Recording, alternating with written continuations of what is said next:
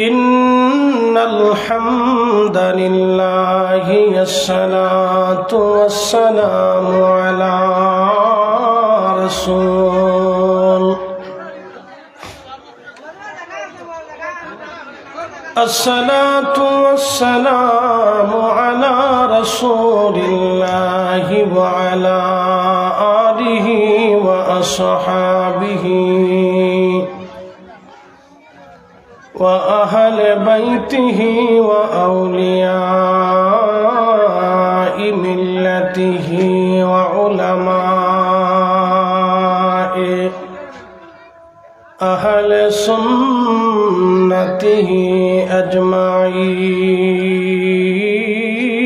أجمعين أما بعد فقد قال الله تعالى في كلامه المجيد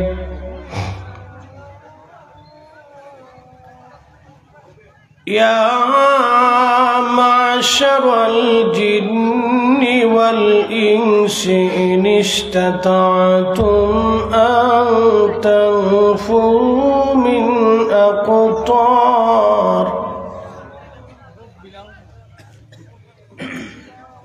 من أقطار السماوات والأرض فانفذوا لا تنفذون إلا بسلطان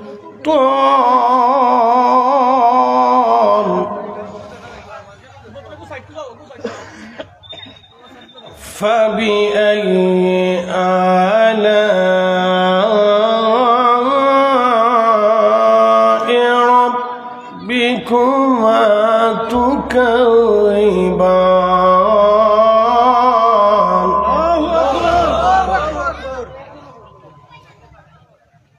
وفي آيات أخرى في شان حبيبه إن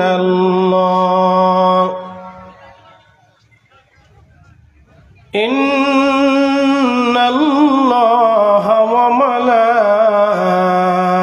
وملائكته يصلون على النبي يا أيها الذين آمنوا صلوا عليه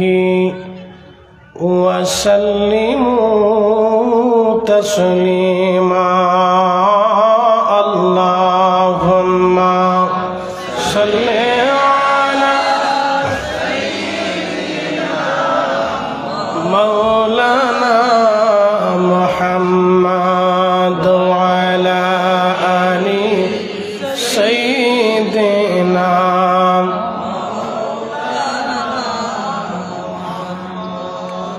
मोहब्बते पढ़ें दुरूद ও আশিক ভাই বসিয়া এই না দুরূদ শুনেন গো নবীজি মদিনাতে থাকিয়া আল্লাহুম্মা সাল্লি আলা সাইয়্যিদিনা মাওলানা মুহাম্মদ ওয়া আলা সাইয়্যিদিনা মাওলানা উড়ে যাও রে মাহফিলের হাওয়া যাও রে উরে মদিনায় আমাদের দুরূদ পৌঁছে দিও নূর নবীজির পাক রওজায় আল্লাহুম্মা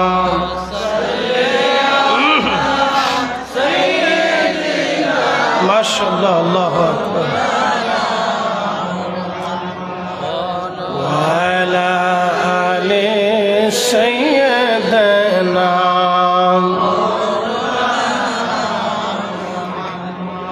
লা ইলাহা ইল্লাল্লাহ লা ইলাহা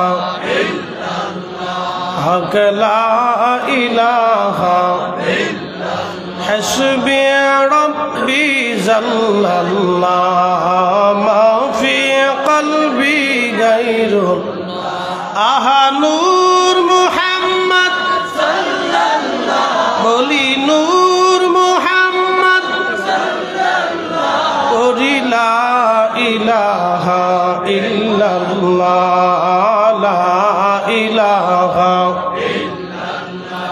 লা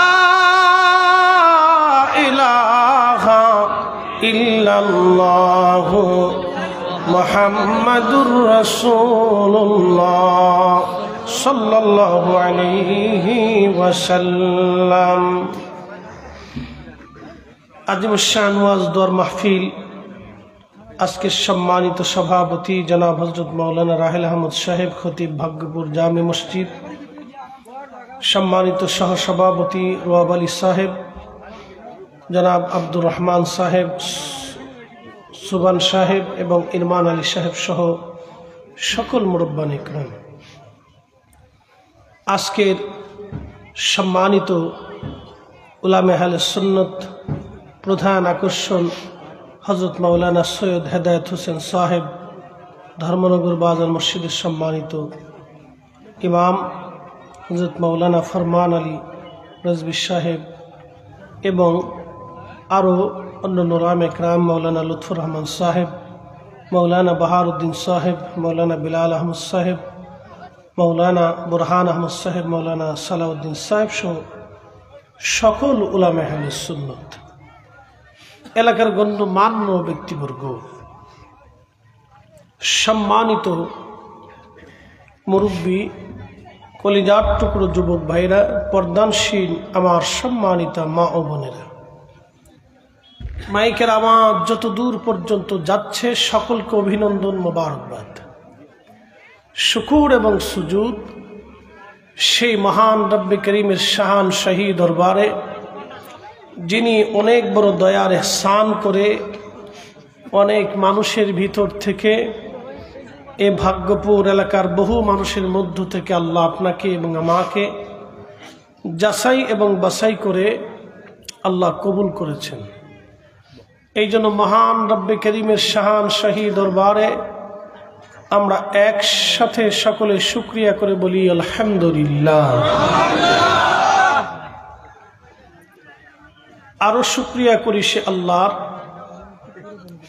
যিনি অনেক বড় দয়ার ইহসান করে সর্বশ্রেষ্ঠ নবী, নবী কুল সরদার, ইমামুল মুরসালিন, রাহমাতুল লিল আলামিন, সৈয়দুল কাউনাইন ওয়াস সাকালাইন, হাবিবুল্লাহ, পিয়ারা মেহবুব নবীর উম্মত হিসেবে আল্লাহ মঞ্জুর করেছেন।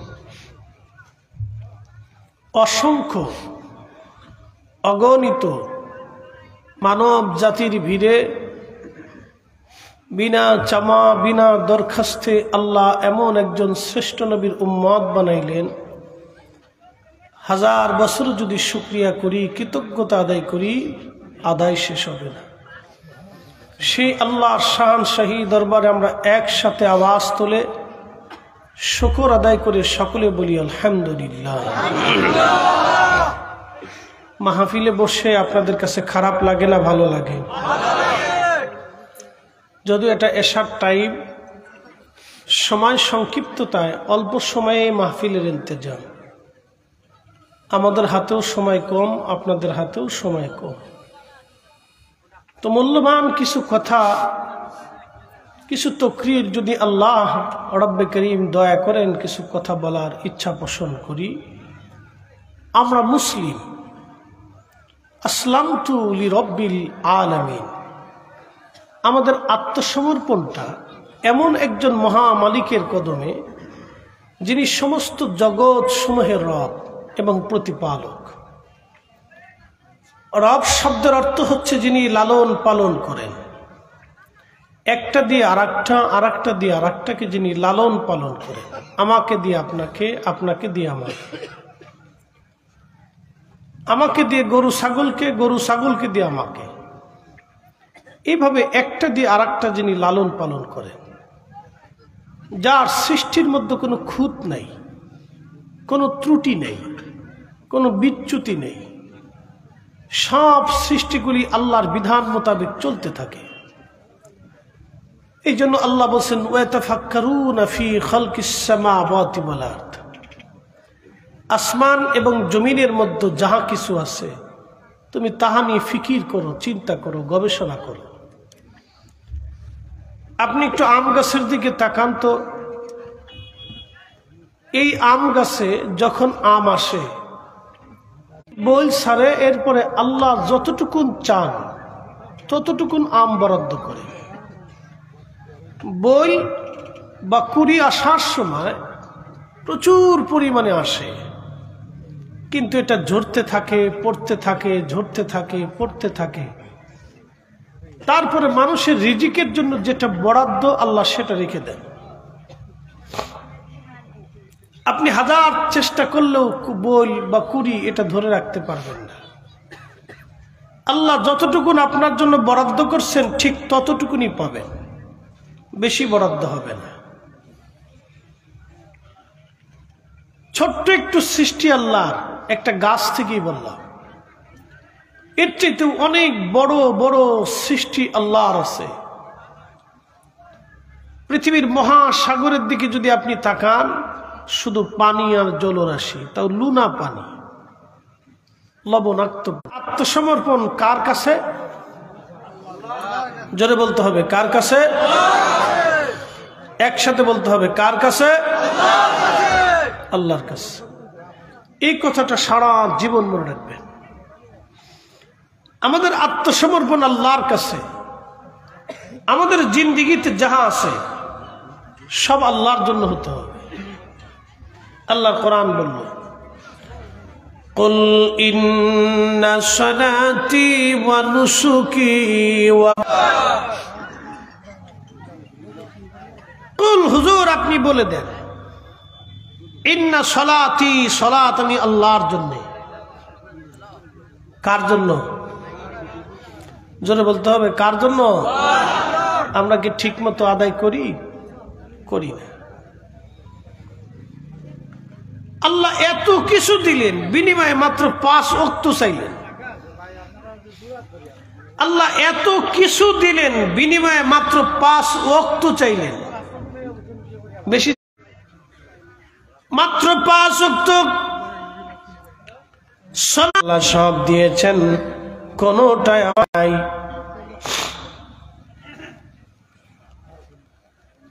হ্যাঁ, ভাগ্যপুরের মুসলমান,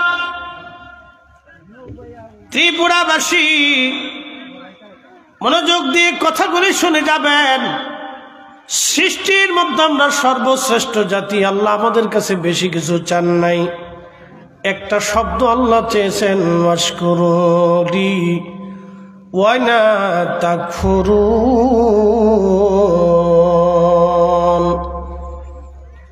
আমি আল্লাহর প্রতি তুমি কৃতজ্ঞ হও, শুকর আদায় করো, তুমি অকৃতজ্ঞ হও না। আমি আল্লাহর দরবারে তুমি কৃতজ্ঞ হও, অকৃতজ্ঞ হও না। প্রিয় উপস্থিতি, হাজরাতে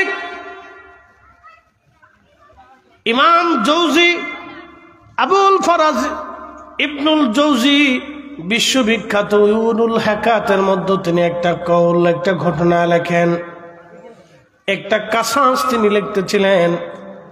তৎকালীন জমানায় মিশরের জমিনের বাদশাদেরকে ফেরাউন বলা হতো। যাদেরকে ফারাও বলা হতো, ফেরাউন বাদশাহ, পুরা মিশরের বাদশাদেরকে তখন ফেরাউন বলা হতো। ওই জমানার ইমানদারদেরকে ধরে ধরে নিয়ে ওই ফেরাউন শুয়োরের গোশত রান্না করে খাওয়াইতো জোর করে। যে শুয়োরের গোশত খাইতো ফেরাউন তাকে ছেড়ে দিত, যে না খাইতো ফেরাউন তাকে হত্যা করত। ওই জামানার এক মহিলা ছিল, খুবই পাক্কা ইমানদার, 7টা সন্তান ছিল তার। এই 7টা সন্তানও পাক্কা বড় ইমানদার ছিল ফেরাউন। এই মহিলা সহ 7টা সন্তানদেরকে রাজদরবারে ডেকে এনে শুয়োর জবাই দিয়ে গোশত বানাইয়া রান্না করে এই 7 জন সন্তান এবং ওই মায়ের সামনে তুলে ধরল। ফেরাউন ডাক দে বলল, নারী, তুমি এবং তোমার 7টা সন্তান সহ এই শুয়োরের গোশত তুমি যদি খাও, এই খিনজির যদি তুমি খাও, তাহলে তোমাদেরকে রাজপ্রাসাদ বানাই দিব। প্রত্যেক মাসে মাসে রাজ দরবার থেকে ফেরাউন, আল্লাহ যেটা হারাম করেছে এটা আমি খাবো না। একসাথে বলবেন আল্লাহু আকবার। আল্লাহ যেটা হারাম করছে এটা আমি খাবো না। আপনি একটু চিন্তা করেন, ইমানের দৌলত হচ্ছে সবচেয়ে বড় দৌলত। ইমানের দৌলত হচ্ছে সবচেয়ে বড় দৌলত। এই ইমানের দৌলতের জন্য আল্লাহ রাসূল বলেছেন, লা ইলাহা ইল্লাল্লাহ ফাদাখালাল জান্নাহ। যে আল্লাহতে বিশ্বাসী, রাসালাতে বিশ্বাসী হবে, সে আল্লাহর জান্নাতে একদিন না একদিন যাবেই। একসাথে বলা যাবে না আল্লাহু আকবার। আপনারা কি মনে করেন এই জীবনটাই শেষ?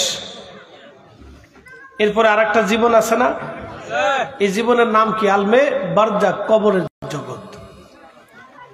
কবর যে হবে, হাসর যে আসবে, পৃথিবীর কোটি কোটি মানুষ এটা বিশ্বাস করে না। কথা ঠিক কিনা? সবাই কি করে? সবাই করে না। অ্যাটেনশন, কবর যে হবে এবং হাসর যে আসবে, পৃথিবীর কোটি কোটি মানুষ এটা মানে না, বিশ্বাস করে না। বলে যেটা আগামী দিন অদৃশ্য, সেটা কি করে বিশ্বাস করব? কিন্তু মানুষ জানে যে মানুষ মারা যাবেই, মরতে হবেই। এই কথা সবাই বিশ্বাস করে এবং মানতেছে, চোখের সামনে দেখতেছে। মরতে হবেই। পৃথিবীতে আজও পর্যন্ত কেউ বেঁচে থাকতে পারে নাই। কিয়ামত পর্যন্ত টাইম কেউ বেঁচে থাকতে পারবে না, অবশ্যই সে মারা যাবে। কুল্লু নাফস যায়িকাতুল মাউত। 1450 বছর আগে আল্লাহর কোরআন বলতেছে সমস্ত সৃষ্টিকে মৃত্যুর স্বাদ আস্বাদন করতেই হবে। আপনার বাড়ির বিড়াল, কুত্তা, ছাগল, গরু, উট, দুম্বা, ভেড়া, বকরি, গাছ, তরুলতা পাতা, নদীর মাছ, পুকুরের মাছ, এই পশু পাখি যা কিছু বলেন, তাকে মৃত্যু হতেই হয়, তার মরণ আসবেই। এটা 100% শিওর। মৃত্যু থেকে বাঁচার কোনো রাস্তা নাই। 1450 বছর আগে আল্লাহর কোরআন যাহা বলল, 1450 বছর পরেও ঠিক। পৃথিবী যদি 1 লক্ষ বছর বেঁচে থাকে, তাহলে 1 লক্ষ বছরই ঠিক। কি কথা কর না কেন? ঠিক কিনা?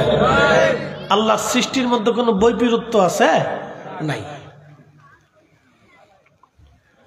প্রিয় উপস্থিতি, খুব মনোযোগ। ওই ফেরাউন ডাক দে বলে, নারী, তুমি কি এই খিনজিরের গোশত তুমি কি খাবা? মহিলা ডাক দে বলল, ফেরাউন, আল্লাহ যেটা হারাম করেছে, আমার জীবন চলে গেলেও এই হারাম আমি খাবো না। এবার ফেরাউন ডাক দে বলল, মহিলা যদি খিনজিরের গোশত না খায়, তাহলে তার ছেলেদেরকে ডাকো। 7টা ভাইকে কাতার করে দাঁড়া করানো হলো। জালিম বাদশা ফেরাউন 7টা সন্তানকে দাঁড়া করাইয়া বলল, তোমরা কি শুয়োরের গোশত খাবা কিনা? বড় ছেলেটা ডাক দে বলল, ফেরাউন, আল্লাহ যেটা হারাম করেছে, আমি জীবন চলে গেলেও সেটা কখনোই খাবো না। একবার জোরে বলা যাবে কি আল্লাহু আকবার? ইন্নামাল মুমিনুনা আল্লাযীনা ইযা যুকিরাল্লাহু ওয়াজিলাত কুলুবুহুম ওয়া ইযা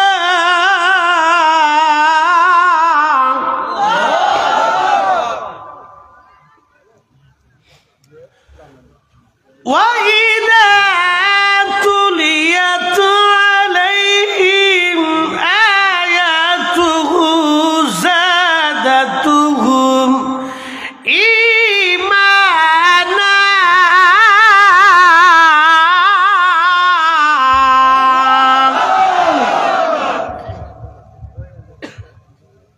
কালাম কার? শুনতে মজা লাগে? দুনিয়াতে যদি এত মজা হয় তাহলে জান্নাতে কি মজা হবে? কোটি কোটি বছর জান্নাতে হযরত দাউদের কণ্ঠে কালাম শুনে মানুষ অবাক হয়ে তাকিয়ে থাকবে। দাউদ আলাইহিস সালামকে আল্লাহ একটা কণ্ঠ দিয়েছিল, এই কণ্ঠ দিয়ে 70 সুরে জবুর পড়তেন, 70টা সুর দিতেন, 70 সুর, এতই চমৎকার সুর ছিল। আমি যদি আরব হতাম, কাজী নজরুলের সুর দেখেন আমাদের বাংলাদেশে। আমি যদি আরব হতাম, মদিনারি পথ, সেই পথ দিয়ে হেঁটে যাইতেন নূর নবী হাজারাত, নূর নবী হাজারাত। এটা একটা। ত্রিভুবনের প্রিয় মুহাম্মদ এলো রে দুনিয়ায়,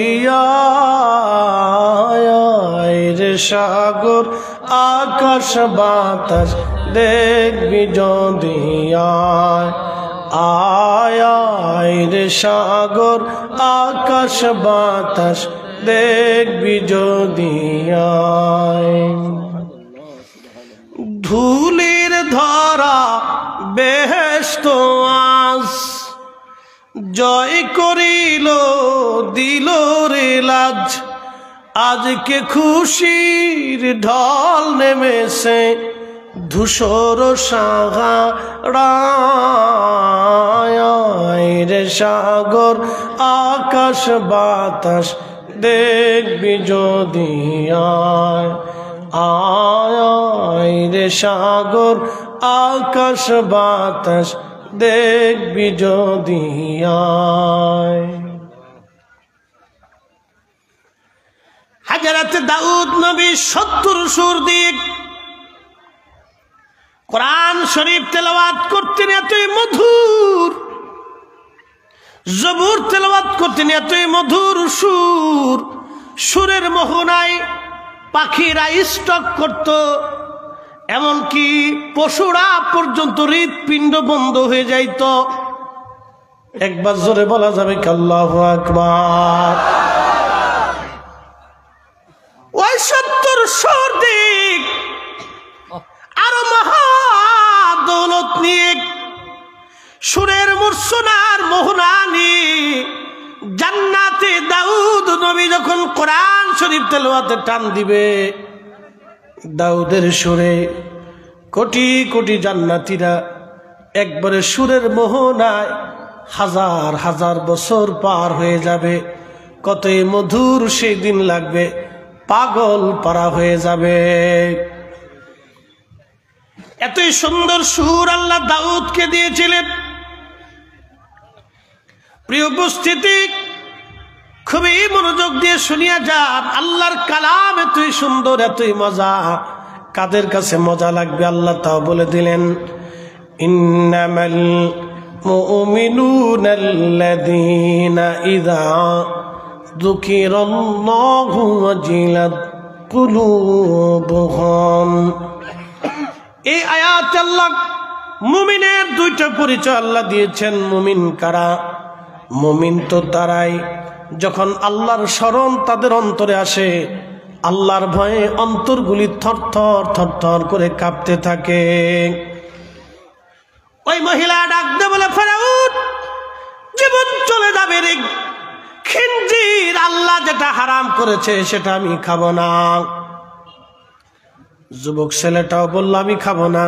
ফেরাউন ডাক দেখো, মহিলা তুমি যেহেতু সোজা আঙ্গুলে ঘি উঠবে না, বাঙ্গুল তো বাঁকা করতে হবে, তোমার চোখের সামনে তোমার সন্তান মেরে ফেলবো। যুবক তুমি যদি খিনজির না খাও তোমাকে হত্যা করা হবে। যুবক ডাক দেয়া বলল, ফেরাউন জীবন দিতে রাজি আছি, ইমান বিক্রি করতে রাজি নাই। একবার জোরে বলা যাবে কি আল্লাহু আকবার? তেলের গাড়ি তেলে চলি,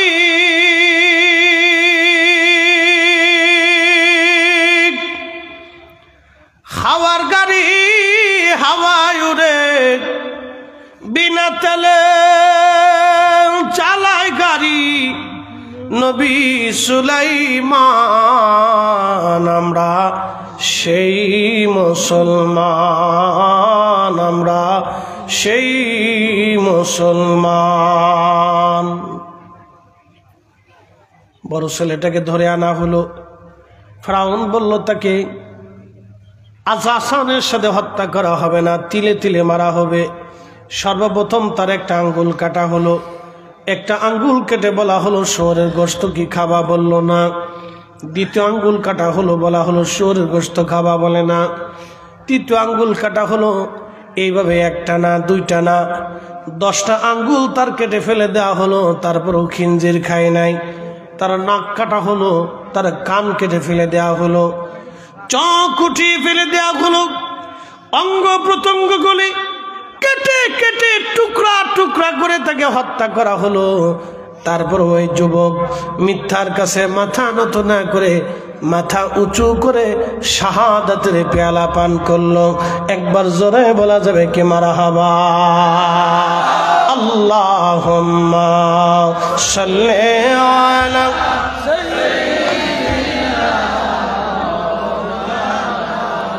মুহাম্মাদ ওয়া আলা আলি সাইয়্যিদিনা।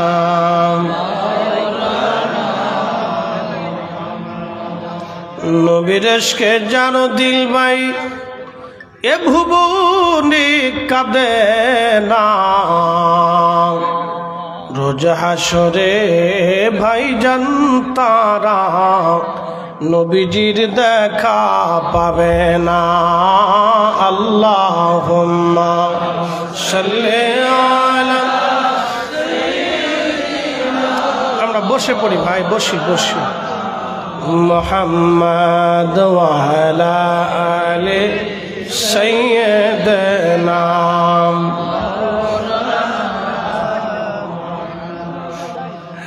ভাগ্যপুরের মুসলমান ত্রিপুরাবাসী ওই বড় সন্তানটা শহীদ হয়ে গেল। এবার মেজো ছেলেটাকে ডেকে নিয়ে আসা হলো। বলা হলো যুবক তুমি বলো তুমি কি খিনজিরের গোশত খাবা? মেজো ছেলেটা বলল না ফেরাউন, আমার জীবন চলে যাবে, এই খিনজিরের গোশত আমি খাবো না। কারণ আল্লাহ যেটা হারাম করেছেন, আল্লাহ যেটা নিষেধ করেছেন সেটা কখনোই আমি খাবো না। বন্ধু আমার, এবার ফেরাউন ডাক দিয়ে বলল তাহলে তাকে সহজেই মারা যাবে না, কষ্ট দিয়ে দিয়ে তাকে মারা লাগবে। প্রথমত আচ্ছা আচ্ছা থাক থাক থাক থাক বসে থাক। আচ্ছা কেউ যদি দাঁড়ায় শুনে শুনুক, বসুক বসুক, কথা না বলি ভাই, কথা না বলি, ডিস্টার্ব করি। একটু জিকির করে লা ইলাহা ইল্লাল্লাহ, ও লা ইলাহা ইল্লাল্লাহ, ও লা ইলাহা ইল্লাল্লাহ, ও লা ইলাহা ইল্লাল্লাহ। আসিয়া বলে আল্লাহ আল্লাহ, ফেরাউন দিছে কত জ্বালা। আল্লাহ বলে ও জিবরাইল, আল্লাহ বলে ও জিবরাইল, খুলো হে জান্নাতের তালা। লা ইলাহা ইল্লাল্লাহ, জোরে লা ইলাহা ইল্লাল্লাহ, ও লা ইলাহা ইল্লাল্লাহ, লা ইলাহা ইল্লাল্লাহ মুহাম্মাদুর রাসূলুল্লাহ সাল্লাল্লাহু আলাইহি ওয়াসাল্লাম। আচ্ছা এখানে এখানে এখানে আমরা কথা না বলি ভাই, কথা বললে ডিস্টার্ব হবে। আমরা বসার চেষ্টা করি, বসলে সুন্দর হবে আর কি। বসার যথেষ্ট সুন্দর জায়গা আছে, আমরা বসে পড়ি ইনশাআল্লাহ। বসার সুন্দর জায়গা আছে, বসে পড়ি ভাই, কথা না বলি। আমরা সকলে বসলে যদি ওদিকে অসুবিধা হয় তাহলে ভিতরে পাঠিয়ে দেন, এখানে ভিতরে বসে দেন সামনে। সামনে পাঠাই দেন।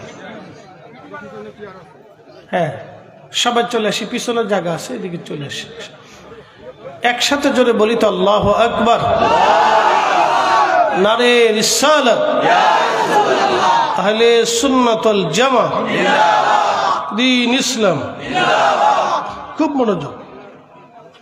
দ্বিতীয় ছেলেটাকে বলা হলো, তুমি কি খিনজির খাবা? ইমানের কি জটিল পরীক্ষা দেখেন। ছেলেটা বলল, ফেরাউন, আল্লাহ যেটা হারাম করছে সেটা আমি কখনোই খাবো না। বলে, তোমার বড় ভাইয়ের মতো তোমার করুণ পরিণতি হবে। বলে, পরিণতি নিতে পারি, জীবন দিতে পারি, শাহাদাত বরণ করতে পারি, কিন্তু তোমার এই কাছে মাথা নত করবো না। তো ফেরাউন বলল, যেহেতু সোজা আঙ্গুলে ঘি উঠবে না, তাহলে তাকে আর একটা ভিন্ন প্রক্রিয়া শাস্তি দিতে হবে। এই যুবকটাকে মারার জন্য ফেরাউন অনেক বড় কড়াই এনে কড়াইয়ের মধ্যে তেল ঢেলে আগুন জ্বালিয়ে প্রচন্ড আগুনের মধ্যে তেলগুলি টকবক টকবক করতে লাগলো। ফেরাউন যুবকটাকে আস্তে আস্তে করে নামাইলো। ধীরে ধীরে ধীরে ধীরে ধীরে ধীরে তাকে নামানো হলো। অর্থাৎ একেবারে যদি ফেলে দেয় তাহলে পুরে সঙ্গে সঙ্গে মারা যাবে, কিন্তু না, তাকে ধীরে ধীরে ধীরে ধীরে মারা হলো। পুরা শরীরটা তার পুড়ে সারকার হয়ে গেল, কিন্তু মিথ্যার কাছে মাথা নত করে নাই। 3 নম্বর ছেলেটাকে ডাকা হলে, যুবক তুমি কি খিনজির খাবেন?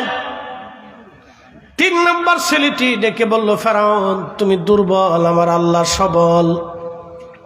আমার আল্লাহ মালিক, তুমি দুর্বল, দুর্বলের হুকুমে আমি সবলের হুকুমে দুর্বলের কাছে আমি মাথা নত করব না। দুর্বলের হুকুম আমি মানব না, কারণ আমার মালিক আল্লাহু আলা কুল্লি শাইইন কাদির, সর্বশক্তির অধিকারী আমার মালিক, যিনি আমাকে খিনজিরের গোশত আমার জন্য হারাম করে দিয়েছে, এই গোশত আমি খাবো না। ফেরাউন ডাক দিয়ে বলল, তুমি যেহেতু আমাকে দুর্বল বলেছ, যুবক আজকে তোমার জন্য কঠিন এবং জটিল পরীক্ষা হবে। ওই যুবকটাকে ধরে নিয়ে ফেরাউন কঠিন শাস্তির জন্য সর্বপ্রথম তার হাত পা গুলি বেঁধে তার মুখের চামড়াগুলি তার উঠিয়ে ফেলে দেয়া হলো। আপনারা জানেন, গরু অথবা খাসি ছাগল কুরবানি করার সময় আপনারা যেইভাবে চামড়াগুলি ছিলে ছিলে ফেলে দেন, জিন্দা অবস্থায় একজন মানুষের পুরা শরীরের চামড়া উঠিয়ে ফেলে দেয়া হলো। জিন্দা অবস্থায় একজন মানুষের পুরা শরীরের চামড়া উঠিয়ে ফেলে দেওয়া হলো, কিন্তু তারপরে এই যুবক খিনজিরের গোশত খায় নাই, তার জীবন চলে গেল, সে শহীদ হয়ে গেল। এবার বাকি সন্তানদেরকে এইভাবে হত্যা করা হলো। ফেরাউন সর্বশেষ ছেলেটার বয়স ছিল 7-8 বছর, একটা বালক। ফেরাউন ডাক দেয়া বলল, নারী তুমি তো তোমার 6টা সন্তানই চোখের সামনে আমি হত্যা করলাম, মেরে ফেলে দিলাম। এবার বলো, তুমি যদি শুয়োরের গোশত খাও, খিনজিরের গোশত তুমি যদি খাও, তাহলে তুমি এবং তোমার ছোট্ট সন্তানটাকে একটা প্রাসাদ বানাই দিব, ওই বিল্ডিংয়ে তোমরা আরাম করে থাকবা, আর মাসে মাসে তোমাদেরকে রাজকোষ থেকে বেতন দিয়ে দেব। মহিলা ডাক দিয়ে বলল, ফেরাউন এটা তো আমার ছোট্ট একটা ছেলে, 6টা সন্তান আমার চোখের সামনে তুমি মেরে ফেলে দিয়েছ, আমি মা সামান্যর জন্য দুর্বল হই নাই। এখন ছোট্ট ছেলেটা আমার কলিজার টুকরা, মায়েরা সবসময় ছোট জনকে মহব্বত করে থাকে একটু বেশি, অর্থাৎ ছোট জনের প্রতি মার মহব্বতটা বেশি থেকে থাকে, একটু দরদটা মার ছোট জনের উপরে বেশি চলে আসে। যখন সন্তান বড়টা জন্ম হয় তখন মার বড়টার প্রতি মহব্বত থাকে, সব শেষে সন্তানটার প্রতি মায়ের মহব্বতটা একটু বেশিই থাকে। মহিলা ডাক দে বলল, ফেরাউন রে, এটা আমার ছোট্ট সন্তান, তুমি যদি একটু সুযোগ দাও তাহলে আমি আমার এই বাচ্চাটাকে নিয়ে অন্দর মহলে নিয়ে একটু বোঝানোর চেষ্টা করি। দেখি বুঝাইয়া তুমি যা বলছো তাহা করে কিনা। তো ফেরাউন মনে করছে মহিলার ইমান বুঝি দুর্বল হয়েছে, এবার বুঝি এই খিঞ্জিরের গোশত খাবে। তো বলে আচ্ছা ঠিক আছে, তোমাদের জন্য আলাদা একটা রুম দিলাম, মা ছেলে দুইজনে গল্প করে বাচ্চাটাকে বুঝাও। ওই মহিলা সন্তানটাকে অন্দরে নিয়ে গেল। নিয়ে যাওয়ার পরে মহিলাটা সন্তান থেকে ডেকে বলল, বেটা ছেলে আমার চোখের সামনে আমার 6টা সন্তানকে ফেরাউন মেরে ফেলে দিয়েছে, তুমি আমার 7 নম্বর ছেলে। বেটারে, সব ছেলেদেরকে আমি 2 বছর করে দুগ্ধ পান করাইছি, একমাত্র তোমারই আমি 4 বছর দুধ পান করাইছি। কারণ তুমি যখন জন্ম নিয়েছিলা তখন তুমি ছিলে ক্ষীণ এবং দুর্বল, তোমাকে সবল করার জন্যে আমি 4টা বছরও তোমারে দুগ্ধ পান করাইছি রে বেটা। 4 বছর ধরে তোমারে দুধ পান করাইছি ছেলেরে। সবার চাইতে তোমার প্রতি আমি মায়ের হক বেশি, আমি মায়ের দরদ বেশি। বেটারে, 6টা ভাই জান্নাতে চলে গেছে, আমি চাই তুমিও শহীদ হইয়া তোমার ভাইদের সঙ্গে আল্লাহর জান্নাতে চলে যাও। সাবধান রে সন্তান আমার, কিয়ামতের মাঠে তোমার ভাইয়েরা আল্লাহর আরশে আজিমের নিচে ছায়ার মধ্যে তারা অবস্থান করতে থাকবে।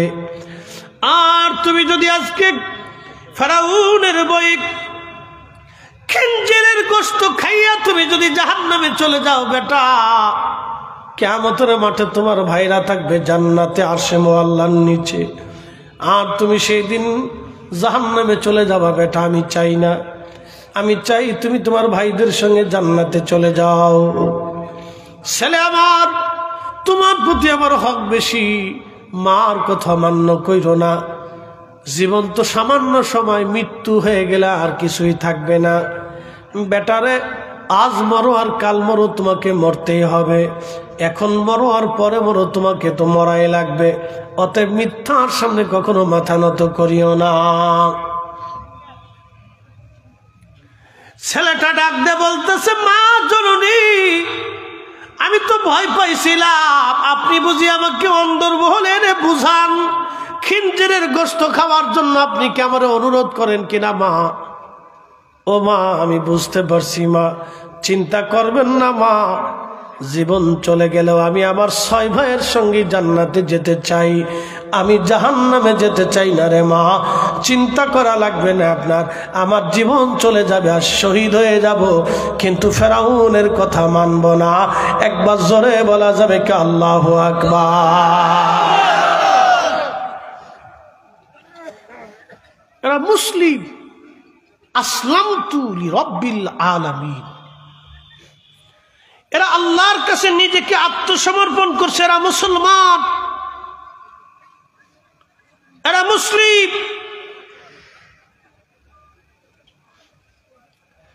وَإِذَا تُلِيَتْ عَلَيْهِمْ آيَاتُهُ زَادَتْهُمْ إِيمَانًا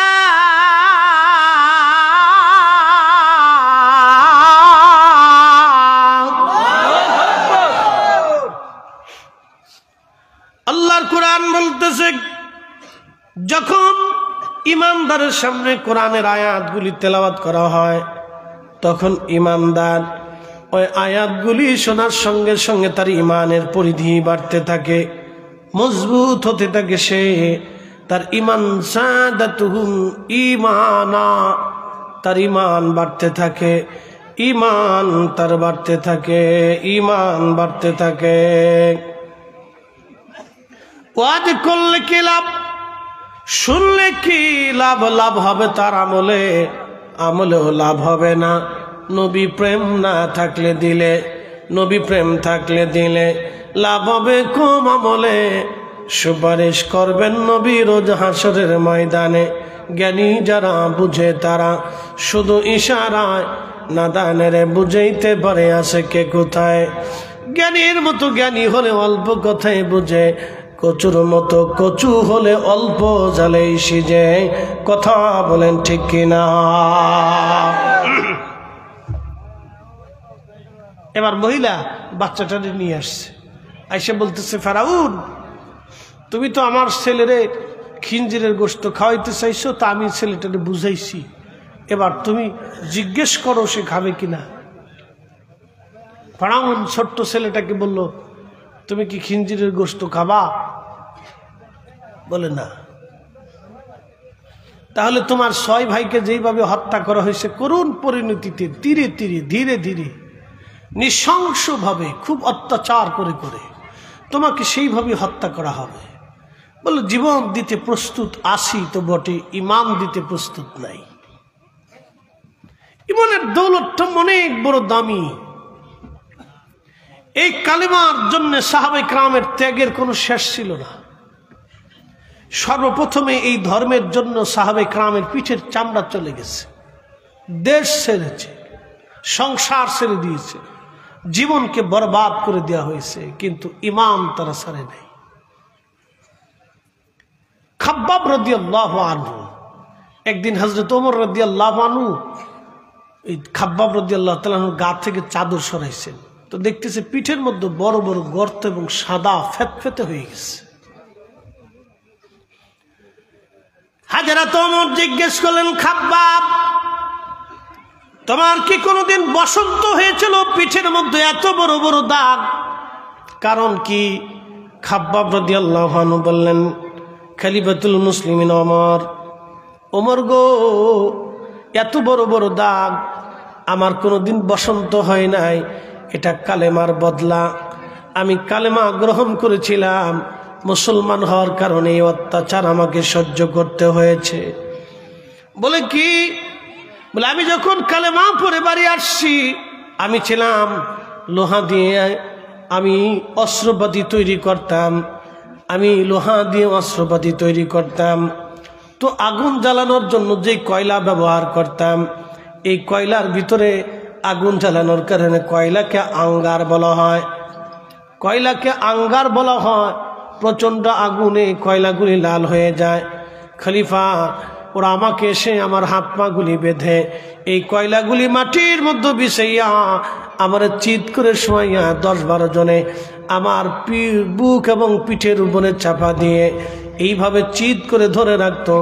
কয়লাগুলি পুড়ে পুড়ে, পিঠ পুড়ে পুড়ে, চামড়া পুড়ে পুড়ে কয়লা নিভে যাইতো রক্তে। আবার কয়লাগুলি আগুনের মধ্যে গরম করে খলিফা ওরা আমার শরীরটাকে ঝাঁঝরা করে দিয়েছে। আবার আগুনগুলি মাটির মধ্যে বিছাইয়া আবার আমাকে চিৎ করে শোয়াইয়া 10-12 জনে বুকের মধ্যে চাপা দিয়ে ধরে রাখতো।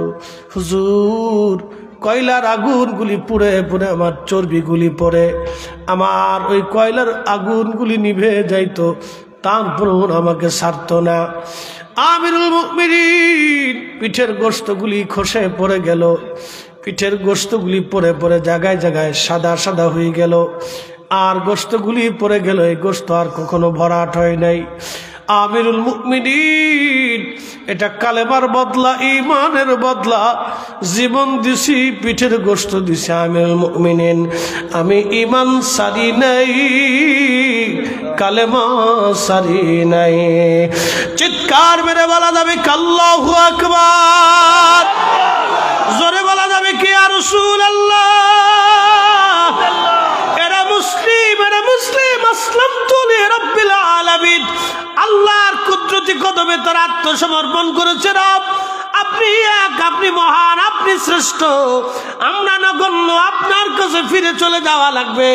আসছি আপনার কাছ থেকে, আবার আপনার কাছে ফিরে চলে যাব। অতএব সূর্য আল্লাহর আইন মানে, পৃথিবী আল্লাহর আইন মানে, সাগর আল্লাহর আইন মানে, চাঁদ আল্লাহর আইন মানে, সব কিছু আল্লাহর আইন না মানে। আল্লাহর কোরআন বলে, আলাম তারা আন্নাল্লাহা ইয়াসজুদু লাহু মান ফিস সামাওয়াতি ওয়া মান ফিল আরদ।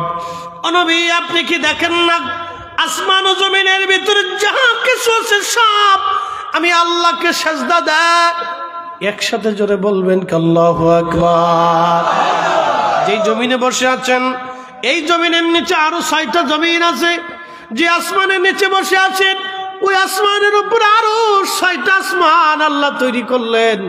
আল্লাহ বলেন আলাম তারা, আপনি কি দেখেন না, আন্নাল্লাহ ইয়াসজুদু লাহু মান ফিস সামাওয়াতি ওয়া মান ফিল আরদ, আসমান জমিনের মধ্যে যাহা আছে সব আমি আল্লাহকে সিজদা দেয়। একবার জোরে বলা যাবে কি আল্লাহু আকবার। আশ-শামসু ওয়াল কামারু ওয়ান নুজুমু ওয়াল জিবালু ওয়াশ-শাজারু ওয়াদ-দাওয়াবু ওয়া কাসীরুম মিনান নাস। সূর্য আমি আল্লাহকে সিজদা দেয়, চাঁদ আমি আল্লাহকে সিজদা দেয়, নক্ষত্র রাজি আমি আল্লাহকে সিজদা দেয়, পাহাড় আমি আল্লাহকে সিজদা দেয়, পাহাড় আমি আল্লাহকে সিজদা দেয়, গাছ আমি আল্লাহকে সিজদা দেয়, দাওয়াবু পশু পাখিরা, সৃষ্টির বাকি যাবতীয় কীট পতঙ্গ যা আছে, বিজ্ঞান বলল 4 লক্ষ প্রজাতির জীব পৃথিবীতে আছে, সব আল্লাহকে সিজদা দেয়। ওয়া কাসীরুম মিনান নাস, কিছু মানুষ আল্লাহকে সিজদা দেয়, সব মানুষ আল্লাহকে সিজদা দেয় না, সব মানুষ আল্লাহকে সিজদা দেয় না, কিন্তু সব সৃষ্টি আল্লাহকে সিজদা দেয়। সব মানুষ আর সব জিন আল্লাহকে সিজদা দেয় না, সব সৃষ্টি আল্লাহকে সিজদা দেয়, পাহাড় আল্লাহকে সিজদা দেয়। নবী আপনি কি দেখেন না পাহাড় আমাকে সিজদা দেয়? বলে হুজুর আমরা দেখি না, নবী কেমনে দেখলো? নবীর চোখ আর আমাদের চোখ এক না, পৃথিবী উল্টে যাবে, কোরআন কখনো মিথ্যা হবে না। কি কথা কোন ঠিক কিনা? পৃথিবী উল্টে যাবে, কোরআন কখনো মিথ্যা হবে না, কোরআন কখনো পরিবর্তন হবে না, পরিবর্তন হবে না আর সংযোজন বিয়োজন হবে না। একটু মনোযোগ দিন। আলাম তারা আন্নাল্লাহ ইয়াসজুদু লাহু মান ফিস সামা, এর ব্যাখ্যাটা আপনাদেরকে শোনাই। নবীজি হিজরত করতেছেন, শুরু করছেন রওনা হিজরত। মক্কার অবিশ্বাসী যারা ছিল, রাসূল করিমের নিকট আত্মীয় থেকে শুরু করে সবাই নবীর দুশমন। তো রাসূল করিমকে হত্যা করে ফেলবে, তারা চেষ্টা করতেছে রাসূলকে হত্যা করবে, মেরে ফেলবে। আচ্ছা আপনাদেরকে একটা প্রশ্ন করি, জবাব দিবেন। আল্লাহ যদি কাউকে বাঁচায়, পৃথিবীর কেউ তাকে হত্যা করতে পারে? আল্লাহ কাউকে যদি মেরে ফেলে দেয়, পৃথিবীর কেউ তাকে বাঁচাইতে পারবে? আচ্ছা আপনাদেরকে একটা কথা বলি, আপনাদের এই ভারতবর্ষে অনেক বড় বড় বিজ্ঞানী আছে, অনেক বড় বড় ডাক্তার আছে। আপনাদের ভারতে আমরা বাংলাদেশ থেকে চিকিৎসার জন্য আসি, অনেক বড় বড় ডক্টর আছে। ভারত থেকেও আবার বড় বড় ডাক্তার সিঙ্গাপুরে, লন্ডনে, পৃথিবীর বিভিন্ন দেশে বড় বড় ডক্টর আছে। যারা ডাক্তারি বিদ্যায়, চিকিৎসা শাস্ত্রে যারা নোবেল পায়, তারা কি মৃত্যুর কাছে অপরাজয় না পরাজিত? পরাজিত। এমনকি চিকিৎসা শাস্ত্রের যিনি জনক ছিলেন ইবনে সিনা, তিনি একজন মুসলিম, শুধু মুসলিম না, খুব আবেদ মুসলমান ছিলেন।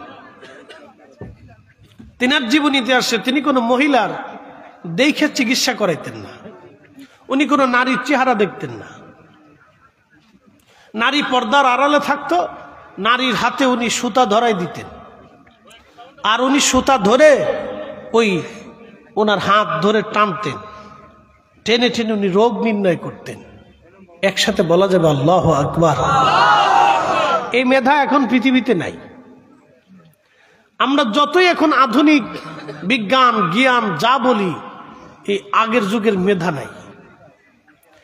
আপনি একটু চিন্তা করেন তো, আগের যুগে যে স্থাপত্যগুলি, এই যে আপনাদের এই ভারতীয় উপমহাদেশে যে রাজা বাদশাদের যে নকশা করা বিল্ডিং, কারুকার্য করো, সেই মেধা আজ থেকে 1000 বছর আগে, 800 বছর আগে, 600 বছর আগে, 400 বছর আগে যে ইঞ্জিনিয়াররা ছিল, তারা কতটুকু মেধাবী ছিল যে ওই সময়কার সময়ে তারা একটা বিল্ডিং, একটা প্রাসাদ তৈরি করছে।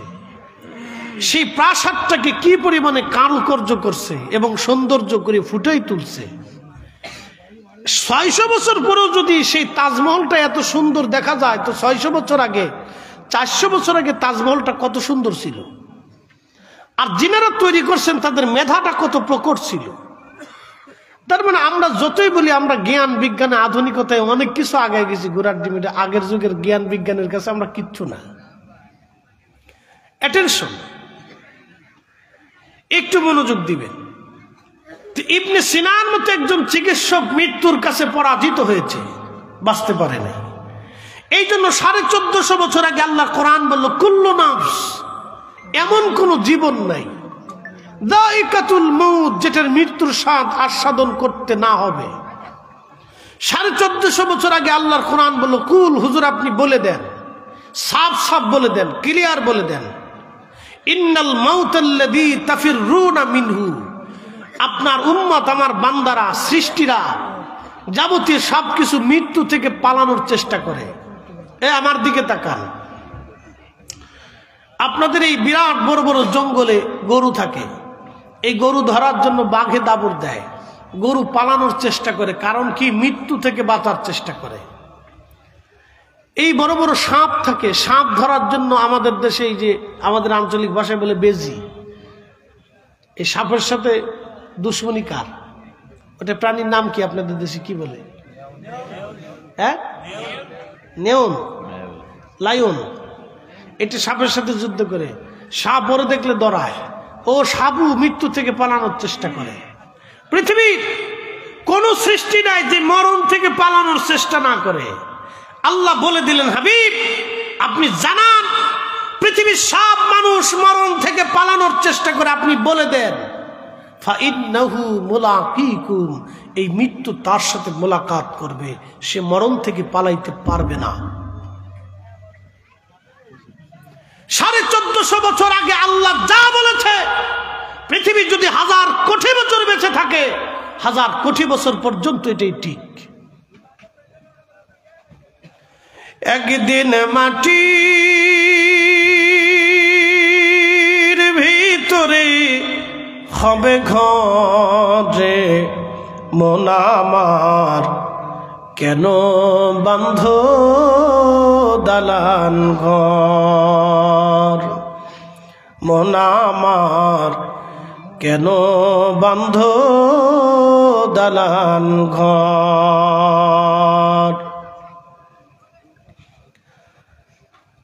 ত্রিপুরার মুসলমান খুবই মনোযোগ দিয়ে শুনিয়া যান, আল্লাহ নবী হিজরত করে রওনা। মক্কাতুল মুকাররমা যারা কখনো গিয়েছেন আপনারা জানেন, যে পর্বতে নবীজি রাত্রিবেলা পালিয়েছিলেন এটার নাম গারে সৌর। সৌরের পাশে আর একটা পাহাড় ছিল, তার নাম জাবালে সাবির। জাবালে সৌরের পাশের পাহাড়ের নাম জাবালে সাবির। আল্লাহ নবী জাবালে সাবিরের উপরে উঠলেন, জাবালে সাবির আবার নবীরে সালাম দিল, আসসালাতু আসসালামু আলাইকা ইয়া রাসূলুল্লাহ। ওগো নবীজি আপনি আমার পাহাড়ে উঠছেন, আমি জাবালে সাবিরের মধ্যে কোনো গুহা নাই। হুজুর আপনি কোথায় পালাবেন, কোন জায়গা আপনাকে আমি লুকিয়ে রাখবো? নবীজি আপনি সৌরে চলে যান, ওখানে গুহা আছে। ইয়া রাসূলুল্লাহ দিনের ভাগে কাফেররা যদি আমার উপরে আপনাকে আঘাত করে মারে হত্যা করে, কিয়ামতের মাঠে আমি কি জবাব দিব সেই দিন? বলে হুজুর পাহাড়ও কি কিয়ামতের ময়দানে দাঁড়ায় যাবে? হ্যাঁ, সৃষ্টির এমন কোন সৃষ্টি নাই কিয়ামতের মাঠে আল্লাহর সামনে না দাঁড়াবে। আপনার বাড়ির কুত্তাটাও পর্যন্ত কিয়ামতের মাঠে আল্লাহর সামনে দাঁড়াবে। বলে হুজুর কুকুরেরও কি বিচার হবে? হ্যাঁ, সৃষ্টির এমন কোন প্রাণী নাই যার বিচার আল্লাহ না করবে। দক্ষিণ পাড়ার কুত্তা, ভাগ্যপুরের দক্ষিণ পাড়ার কুত্তা উত্তর পাড়ার কুকুরের বিরুদ্ধে মামলা করে বলবে রব উত্তর পাড়ার কুকুর আমাকে কামড়াইছিল, ওর এলাকায় ঢুকতে দেয় নাই, আমারে খাইতে দেয়নি, আমারে কামড়াইছিল, আমারে মারছিল। আল্লাহ ডাক দেবে, বলবা উত্তর পাড়ার কুত্তা তুমি কি কামড়াইছিলে? বলে হ্যাঁ আল্লাহ, তাহলে তোমার যেইভাবে কামড়াইছে তুমি সেইভাবে কামড়াই আজকে দাও। গরু বলবে রব উত্তর পাড়ার গরু আমারে মারছিল বলে তোমার যেইভাবে মারছিল তুমি সেইভাবে মারো। আপনারা অনেক সময় গরু দিয়ে হাল চাষ করেন, কিয়ামতের ময়দানে ওই গরুটা মামলা করবে, আল্লাহ আমার মালিক আমারে ঠিক মতো খাবার দেয় নাই, আমারে মারছিল, আমার পিটাইছিল অন্যায়ভাবে, আমার খাবার দেয় নাই, আমাকে বেশি পরিমাণে কাজ করাইছিল, আল্লাহ বিচার চাই। সেই দিন গরু আমার আপনার বিরুদ্ধে মামলা করবে, সেই মামলাও কিয়ামতের ময়দানে কাজে লেগে যাবে। কি ভাবতেছেন? মামলা সেই দিন গরু করে দিবে। কুত্তা বলবে আল্লাহ ওর সারা রাত বাড়ি পাহারা দিছে, আমার খাবার দেয় নাই। কুকুর বলবে রাত আমি তার বাড়ি পাহারা দিয়েছি সারা রাত, ও কম্বলের মধ্যে ঘুমাইছে আর আমি মাটির মধ্যে ঠান্ডার মধ্যে কাঁপছি আর পাহারা দিছি, আমার সকালবেলা খাবার দিচ্ছেন। আল্লাহ বিচার চাই। সেই দিন আল্লাহ পাক কুত্তার ফয়সালা করে দিবে, আপনার বিরুদ্ধে মামলা হয়ে যাবে। সেই দিন কিচ্ছু করার নাই, এটা আল্লাহর ফয়সালা। সেই দিন পাগলের ফয়সালা হবে, শিশুকালে যারা মারা যায় তাদেরও ফয়সালা হবে। এমনকি বিজবন জঙ্গলে আমাজন থেকে শুরু করে পৃথিবীর এমন এমন জায়গা আছে যেখানে কালেমার দাওয়াত নিয়ে কেউ যেতে পারে নাই, তারাদেরকে আল্লাহ সেই দিন কিয়ামতের ময়দানে ডাক দিবে, শিশুরা তোমরা কেন আমি আল্লাহর আইন মানো নাই? শিশুরা ডাক দিবে আল্লাহ আমরা ছোট্টকালে মারা গিয়েছিলাম, তোমার আইন মানার মতো সময় আমাদের বয়স হয় নাই, তার আগেই তো তুমি মৃত্যু দিছো। আল্লাহ যদি আমরা যুবক হতাম, বড় হতাম, হায়াত পাইতাম, তোমার আইনগুলি মেনে মেনে আসতাম। আল্লাহ বলবে তোমরা এক পাশে দাঁড়াও, শিশুরা এক পাশে দাঁড়াবে। পাগলকে আল্লাহ ডাক দেবে, পাগল তুমি কেন আমি আল্লাহর আইন মানো নাই? পাগল ডাক দিবে রব আমি তো মস্তিষ্ক বিকৃত ছিলাম, তুমি যদি আমাকে সুস্থ বানায় রাখতা তোমার আইন আমরা মানতাম, তুমি আল্লাহর প্রতি একই নামতাম। আল্লাহ বলবেন তুমি কাতারে দাঁড়াও। যেই মানুষের কাছে কালেমার দাওয়াত পৌঁছাই নাই ওই মানুষকে আল্লাহ জিজ্ঞেস করবে, হে আমার বান্দা দুনিয়াতে কেন তুমি আমি আল্লাহর আইন মানো নাই, আমার কথা তুমি বিশ্বাস করো নাই? আল্লাহর বান্দা সেই দিন বলবে রব আমার কাছে তো কোনো কালেমার দাওয়াত আসে নাই। আল্লাহ বলবেন তুমি বসে দাঁড়াও। এই তিন দলকে এক পাশে দাঁড়া করে আল্লাহ বলবেন তোমরা যে কি বিশ্বাস করো আমি যে রব তোমরা কি মানো? ওরা বলবে হ্যাঁ আল্লাহ আপনি তো রব, আপনি মালিক, আপনি খালিক, আপনি একমাত্র প্রভু, আমরা মানি। আল্লাহ বলবেন তাহলে তুমি আমি হুকুম দিলে কি তোমরা মানবা? বলে হ্যাঁ আল্লাহ মানবো। আমি যা বলবো তাই কি মানবা? বলে হ্যাঁ আল্লাহ অবশ্যই মানবো, তুমি তো মালিক। তখন আল্লাহ বলবে তোমরা এক্ষুনি জাহান্নামে চলে যাও, একজনও দাঁড়াবে না, জাহান্নামে দৌড় দাও। তোমাদেরকে জাহান্নাম দিলাম, যাও এক্ষুনি দৌড় দাও। আল্লামা ইমাম জালালউদ্দিন সুয়ুতি মাসালিকুল হুনাফা বিওয়ালিদাইল মুস্তাফা আল হাবিলিল ফাতওয়া আল মুজাল্লাদুস সানির মধ্যে তিনি লিখতেছেন তখন একদল বান্দা দৌড় দিবে আর একদল বান্দা দাঁড়ায় থাকবে। আল্লাহ ডাক দেব ও বান্দারা তোমরা কেন দাঁড়ায় রইছো?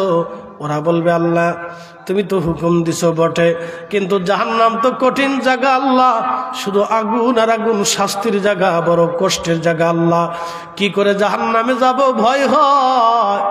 আল্লাহ ডাক দিয়ে বলবে বান্দারে পরীক্ষায় তোমরা ফেল, আমি আল্লাহরে দেইখা হাসরের মাঠে আমি আল্লাহর হুকুম সরাসরি জানার পরও তোমরা আজকে আমার হুকুম মানো নাই, দুনিয়াতেও তোমরাও আমার হুকুম মানতা না, অতএব তোমরা জাহান্নামে চলে যাও।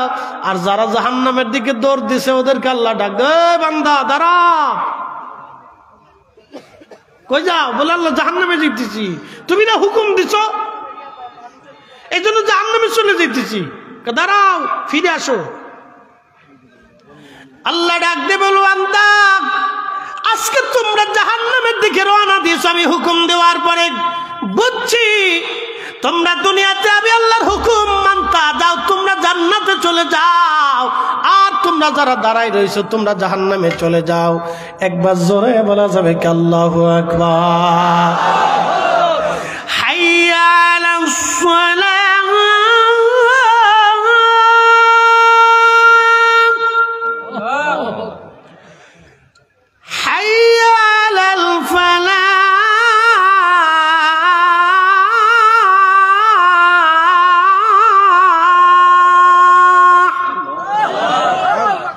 ডাকছে কে? আল্লাহ মুয়াজ্জিনের ভাষা দিয়ে। মুয়াজ্জিন বলতেছে হাইয়া আলাস সালাহ, নামাজে আসো। হুকুম কার? নামাজ পড়ার হুকুম কার? কার? জোরে বলতে হবে কার? তো হুকুম পাওয়ার পরে আমাদের কাজ কি? নামাজে চলে যাওয়া।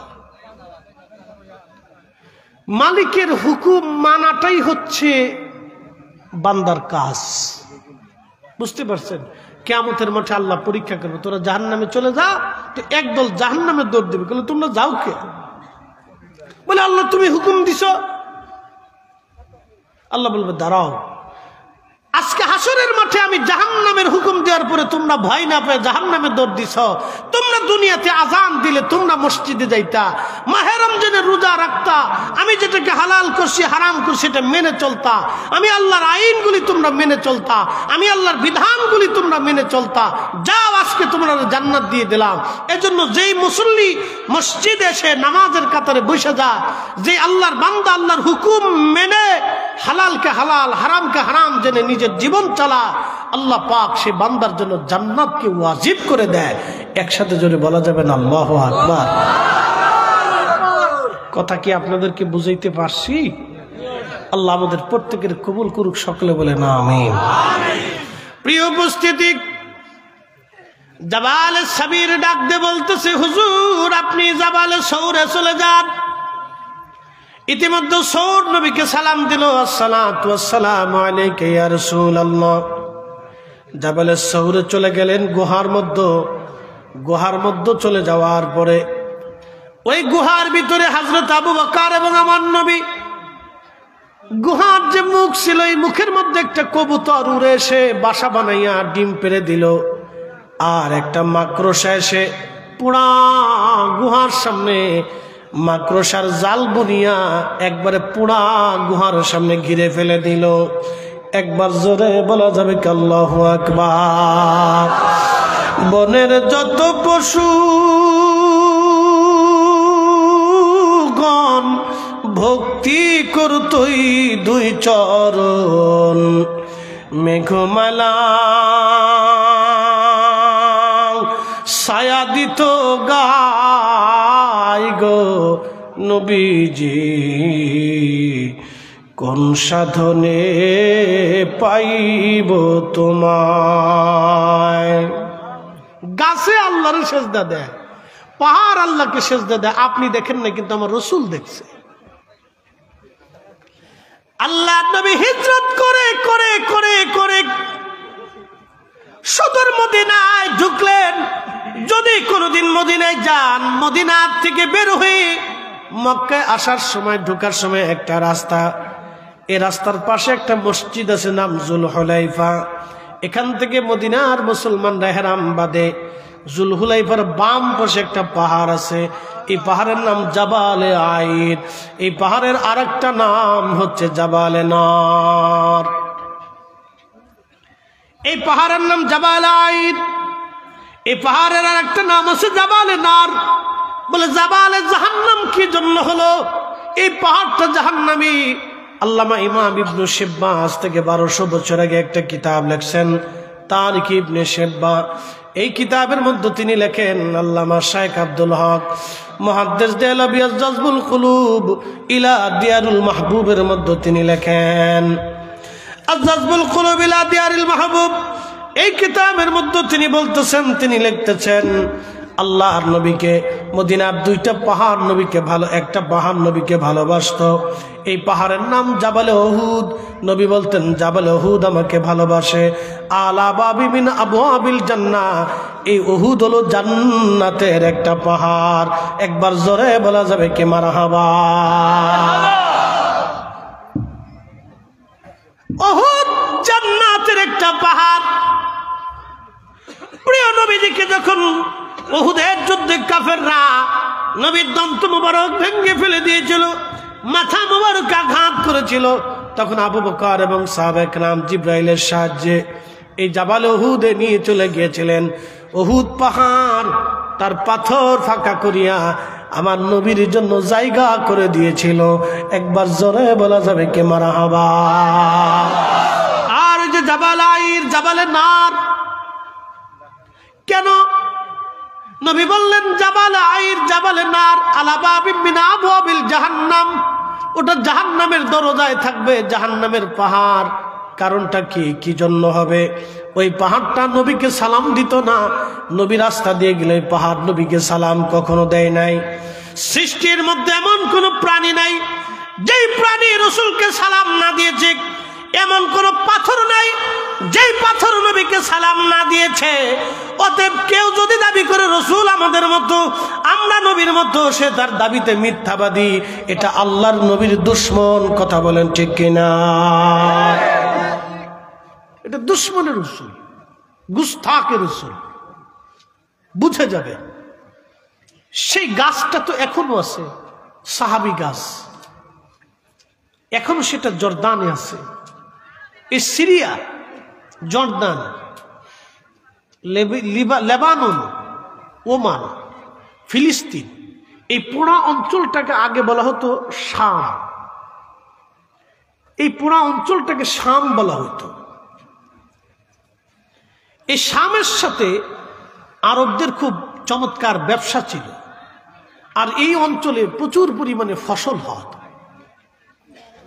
বন্ধু আমার খুব মনোযোগ দিয়ে, ওয়াত্তিনি ওয়াজ্জাইতুনি ওয়াতুরি সিনিন, জয়তুনের তেল এই অঞ্চলে বেশি পরিমাণে হয়। জয়তুনের তেল এই অঞ্চলে বেশি পরিমাণে হয়। 3 ফল এখানেও হয়, তবে তায়েফে গেলেও 3 ফল আপনি পাবেন, অত্যন্ত চমৎকার এবং দামি। কোরআন যে ফলের কথা বলছে এটা অবশ্যই দামি। আপনারা মধু খান, এই মধুটাও অনেক বড় দামি। আর শিফা উল্লিন্নাস, মানুষের জন্য এই মধু হলো শেফা। খেজুর খান, এটা জান্নাতের ফল। খেজুর কিভাবে তৈরি হলো আপনাদের কাছে বলে দিয়ে যায়। আল্লাহ নবী বললেন, আদম সফিউল্লাহরে বানানো হলো যেই মাটি দিয়া, অবশিষ্ট যেই মাটি ছিল এই মাটি দিয়ে খেজুর গাছ আল্লাহ বানাইলেন। অতএব তোমরা খেজুর খাও, তোমাদের গর্ভবতী নারীদেরকে খেজুর খাওয়াও, তোমাদের বাচ্চাদেরকে খেজুর খাওয়াও, তোমরাও নিজেরাও খেজুর খাও। খেজুর অত্যন্ত পুষ্টিকর এবং স্বাস্থ্যকর একটা ফল। এটা আল্লাহর পছন্দের ফল এবং জান্নাতের ফল। একবার জোরে বলা যাবে কে মারহাবা।